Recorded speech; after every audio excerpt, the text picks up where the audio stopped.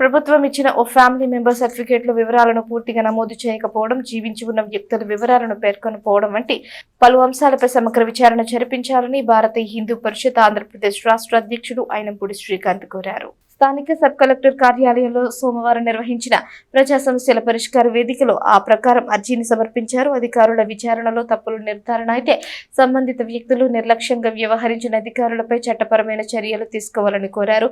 తమకు అందిన family member certificate ను పరిశీలించగా జిట్టి గోవర్ధన్ గోపాలరావు 2020 అక్టోబర్ 30న మరణించారు. సర్టిఫికేట్లో 5గురి వివరాలు నమోదయ్యాయని తెలిపారు. పూర్తి వివరాలు నమోదు కాలేదని సందేహం ఉందన్నారు.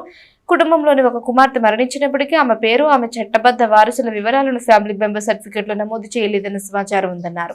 సర్టిఫికేట్లలో ఇద్దరు పేర్కొన్న ఇద్దరు మహిళలను వితంతువులుగా చూపారని, అయితే వారి భర్తలు జీవించే ఉన్నారన్న తమకు లభించిన సమాచారంగా వివరించారు. వీటన్నిటిపై విచారణ జరిపించాలని కోరారు.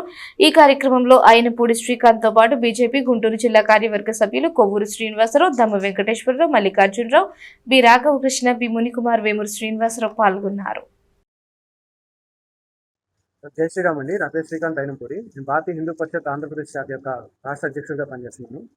ఇటీవల మా దృష్టికి ఒక ఫేక్ ఎఫ్ఎంసీ సంబంధించిన ఒక సర్టిఫికేట్ మా దృష్టికి వచ్చింది. దానిలో వివరాలు ఏంటంటే, మన తెనాలి మన రెవెన్యూ శాఖ మన ఎంఆర్ఓ గారు కనుక రిలీజ్ చేసినటువంటి సర్టిఫికేట్లో ఒక కుటుంబానికి సంబంధించిన ఫ్యామిలీ సర్టిఫికేట్ ఇష్యూ చేయడం జరిగింది. దానిలో కుర్రా రాధారాణి గారు మరియు మాదల సంధ్యారాణి గారు అనే రెండు పేర్లు వాళ్ళు భర్తలు బతుకున్నప్పటికీ వారు విడోస్గా సర్టిఫికేట్లో మెన్షన్ చేయడం జరిగింది. నిన్ననే వాళ్ళ భర్తలతో మాట్లాడటం జరిగింది. మన కుర్రా రాధారాణి గారి భర్త ఏమో కేఎల్యూ యూనివర్సిటీలో పనిచేస్తున్నారు.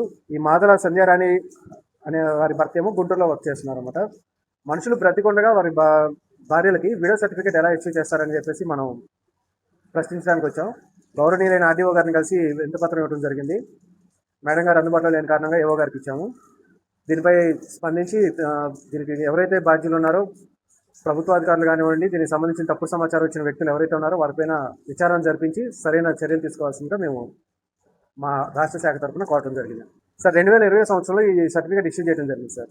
ఇది వచ్చేసి తెనాలి ఐతనగర్కు సంబంధించిన ఫ్యామిలీ అనమాట. వీళ్ళు పర్సన్ వచ్చేసి మనకి మెయిన్ జట్టి గోవర్ధన గిరిధర గోపాలరావు గారు అని చెప్పేసి వీరు చనిపోయి 2020లో చనిపోయారు అక్టోబర్ 30న.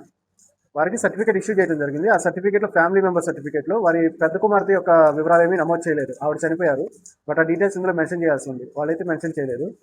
సర్టిఫికేట్లో మెన్షన్ చేసిన తర్వాత దానిలో మాదల సంధ్యారాణి అనే పెద్ద కుమార్తె, కుర్రా రాధారాణి అనే రెండో కుమార్తె ఉన్నారు. వీళ్ళకి వాళ్ళని విడోలుగా నమోదు చేశారు దీనిలో.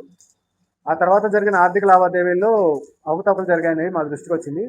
వాటి మీద పూర్తిగా చర్యలు విచారణ జరిపించి తగిన చర్యలు తీసుకోవాల్సిందిగా గౌరవ ఆర్డీఓ గారిని కోరడానికి వచ్చాను.